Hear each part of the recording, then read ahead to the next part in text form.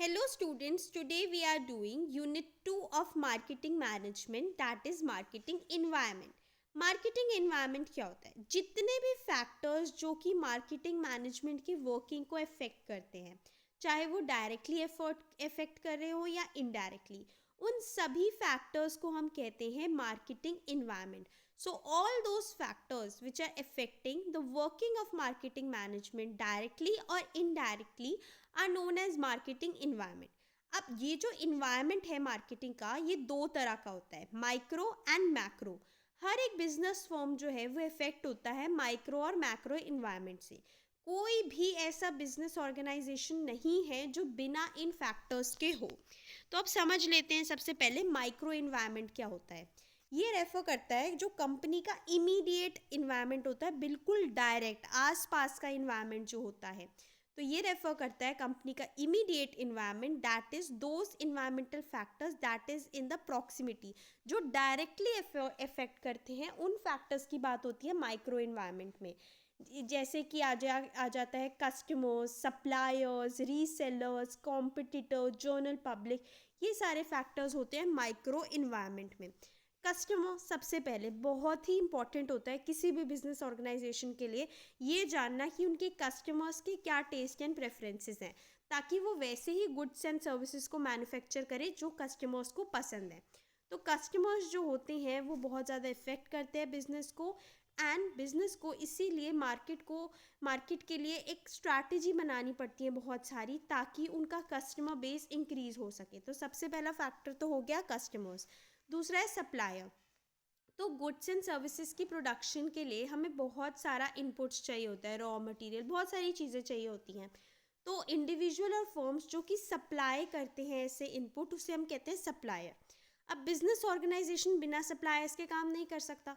कुछ भी प्रोड्यूस करने के लिए, प्रोडक्शन प्रोसेस को स्मूथली चलाने के लिए बहुत ज़रूरी है ऑर्गेनाइजेशन के लिए ये जानना कि जो सप्लायर्स हैं, अवेलेबल रॉ मटेरियल्स उनके पास है, मशीनरी, इक्विपमेंट जो भी चाहिए, ये सारी चीज़ें होनी चाहिए. तो ये सब दूसरा जो इम्पॉर्टेंट फैक्टर है माइक्रो के अंदर वो है supplier. Third is reseller and intermediaries. एक ऑर्गेनाइजेशन को पता होना चाहिए कि जो मिडल मैन हैं, जैसे होलसेलर, रिटेलर्स, वो कितने हैं मार्केट में उनके प्रोडक्ट्स के लिए. उस हिसाब से उन्हें appropriate channel of production choose करना चाहिए. Then competitor. एक ऑर्गेनाइजेशन को कॉम्पिटिटर जो है उसकी स्ट्रेंथ्स और वीकनेस की नॉलेज होनी चाहिए, उसे अवेयरनेस होनी चाहिए स्ट्रैटेजीज और पॉलिसीज़ के बारे में. तभी वो फेस कर पाएगा कंपटीशन और मार्केट के अंदर लॉन्ग रन में सस्टेन कर पाएगा. And next and last factor जो है माइक्रो इन्वायरमेंट के अंदर वो है जनरल पब्लिक. तो ये बहुत ज़रूरी है बिजनेस ऑर्गेनाइजेशन के लिए ये जानना कि जो पॉपुलेशन है, जो एक पर्टिकुलर एरिया में लोग रह रहे हैं, वो लोग कैसे हैं, उनका लिटरेसी रेट क्या है, साइज ऑफ फैमिलीज़ क्या है, कॉम्पोजिशन क्या है सोसाइटी की. तो जनरल पब्लिक की नॉलेज होना भी बहुत ज़रूरी है बिजनेस को. तो ये सारे फैक्टर्स आ जाते हैं माइक्रो इन्वायरमेंट में. अब बात करते हैं मैक्रो इन्वायरमेंट की. तो ये रेफर करते हैं वो फैक्टर्स जो कि एक्सटर्नल होते हैं, एक्सटर्नल फोर्सेस होते हैं कंपनी की एक्टिविटीज़ में, यानी इमीडिएट इन्वायरमेंट में नहीं होते. मतलब ये ऐसे फैक्टर्स होते हैं जिन पे फर्म का कोई कंट्रोल नहीं होता है, पर ये फैक्टर्स कंपनी की परफॉर्मेंस को इनडायरेक्टली अफेक्ट करते हैं. इन फैक्टर्स में आ जाता है physical environment, technological environment, political and legal environment, economic environment, demographic environment and socio cultural environment. Physical environment की बात करते हैं तो अर्थ पे नेचुरल रिन्यूएबल रिसोर्सेज हैं, मतलब जो नेचुरली रिन्यू हो जाते हैं, जैसे फॉरेस्ट, फूड प्रोडक्ट्स जो एग्रीकल्चर से मिलते हैं, और बहुत सारे ऐसे रिसोर्सेज तो हैं जो नेचर से मिल जाते हैं, लेकिन कुछ ऐसे रिसोर्सेज हैं जो नॉन रिन्यूएबल हैं, जो लिमिटेड हैं, जैसे oil, coal, mineral, weather condition, landscape, water resources. अब ये सारी चीज़ें, रिसोर्सेज की बात हो या वेदर कंडीशन, लैंडस्केप, वाटर, ये सारे वो कंपोनेंट्स हैं इन्वायरमेंट के जो चेंज होते रहते हैं, जिनका लेवल, और ये रिसोर्सेज जो हैं वो किसी भी ऑर्गेनाइजेशन को चाहिए ही होते हैं. ये अफेक्ट करते हैं प्रोडक्शन को. सो the earth natural renewable resources and infinite non-renewable resources, weather condition, landscape and water resources are components in an environment which often change the level and type of resources available to a marketer for his production. Next environment है technological environment. जैसे कि हमें पता है कि technology जो है वो बहुत जल्दी जल्दी बदल रही है, तो ये बहुत ज़रूरी है कंपनी के लिए कि वो नई टेक्नोलॉजी जो चेंजेस हो रहे हैं उन्हें अडाप्ट करे, ताकि वो मॉडर्न वर्ल्ड में सस्टेन कर पाए, सर्वाइव कर पाए। अब ये जो टेक्नोलॉजिकल डेवलपमेंट है, इससे नई नई डिमांड बनती है बहुत सारे प्रोडक्ट की, इसीलिए कंपनी को अपनी टेक्नोलॉजी अपडेट रखनी चाहिए, अप टू डेट रखनी चाहिए। इसके बाद है political and legal environment. Political changes की वजह से नई नई पॉलिसीज़ और लॉज बनते रहते हैं इंडस्ट्री के अंदर। गवर्नमेंट जो है उनकी रेगुलेशन कंटिन्यू होती रहती है अलग अलग इंटेंसिटीज़ के साथ, और जो लॉज एंड रूल्स हैं वो भी फ्रेम होते रहते हैं और कॉम्प्लेक्स बनते रहते हैं। जो गवर्नमेंट की आइडियोलॉजी होती है वो फ्रेम करती है पॉलिटिकल इन्वायरमेंट एक कंट्री का। पॉलिटिकल स्टेबिलिटी इन्फ्लुएंस करती है इकोनॉमिक एक्टिविटीज़ को। अगर जल्दी जल्दी इलेक्शंस हो रहे हैं, पॉलिटिकल इंस्टेबिलिटी है, तो उसका इफेक्ट बहुत ज़्यादा पड़ेगा कंपनीज़ की ऑपरेशन पे। गवर्नमेंट जो होती है वो लीगल फ्रेमवर्क भी बनाती है बिजनेस के अंदर। लीगल फ्रेमवर्क में आ जाता है कि कंपनीज़ के अंदर क्या क्या कॉन्ट्रैक्ट एक्ट्स रूल्स रेगुलेशंस होंगे। तो ये एक और इन्वायरमेंट हो गया जो कि मैक्रो इन्वायरमेंट के अंदर आ जाता है। देन इकोनॉमिक इन्वायरमेंट, इसके अंदर सारी इकोनॉमिक कंडीशंस आ जाती है, इकोनॉमिक सिस्टम, इकोनॉमिक पॉलिसीज़ जो कंट्री में फॉलो होती हैं। इकोनॉमिक कंडीशंस में इंक्लूड होता है कि हमारे कंट्री में nature of economy, economic resources, level of income, distribution of income, wealth, ये सब कैसा है। इकोनॉमिक सिस्टम में इंक्लूड होता है कि कंपनी जो है वो किस तरीके का सिस्टम फॉलो कर रही है, कैपिटलिज्म, सोशलिज्म या मिक्स्ड इकोनॉमी सिस्टम। इंफ्रास्ट्रक्चर कितना अवेलेबल है कंट्री में, ट्रांसपोर्टेशन, कम्युनिकेशन, पावर सप्लाई कैसी है, और इम्पॉर्टेंट इकोनॉमिक चीज़ें जैसे national income, per capita income, GDP, rate of saving, investment, export, balance of trade, balance of payment, poverty rate etcetera. ये सारी चीज़ें बिजनेस ऑर्गेनाइजेशन को अफेक्ट करती हैं। इसके बाद है डेमोग्राफिक इन्वायरमेंट। ये डील करता है कि जो पॉपुलेशन रह रही है कंट्री में वो क्या साइज है और क्या कॉम्पोजिशन है। डेमोग्राफिक फैक्टर्स में इंक्लूड हो जाता है size, growth rate of population, life expectancy कितनी है, age composition, sex composition, ethnic composition, educational level, family size, occupation, nationality, rural urban distribution of population. ये सारी चीज़ें आ जाती हैं डेमोग्राफिक इन्वायरमेंट में। एक कंप्लीट अंडरस्टैंडिंग होना डेमोग्राफिक फीचर्स का कि सोसाइटी में क्या क्या डेमोग्राफिक फीचर्स हैं, ये हेल्प करता है ऑर्गेनाइजेशन को डिज़ाइन करने में बिजनेस स्ट्रैटेजीज प्रॉपरली। फिर है सोशियो कल्चरल इन्वायरमेंट। तो बहुत सारी कल्चरल वैल्यूज़ होती हैं जो स्टेबल एंड डीप रोटेड होती हैं और जिनमें कि बहुत कम चेंज होता है। एंड सेकेंडरी कल्चरल चेंजेस होती हैं जो कि जिसके अंदर बहुत जल्दी जल्दी चेंज होता है। कुछ ऐसे होते हैं जो कल्चरल वैल्यूज़ जो होती है कोर, जो चेंज नहीं होती, एंड कुछ होती हैं जो चेंज होती रहती है। जो चेंज होती रहती है वो होती है जैसे क्लोथिंग, हेयर स्टाइल, जो कि टाइम के साथ साथ चेंज होता है।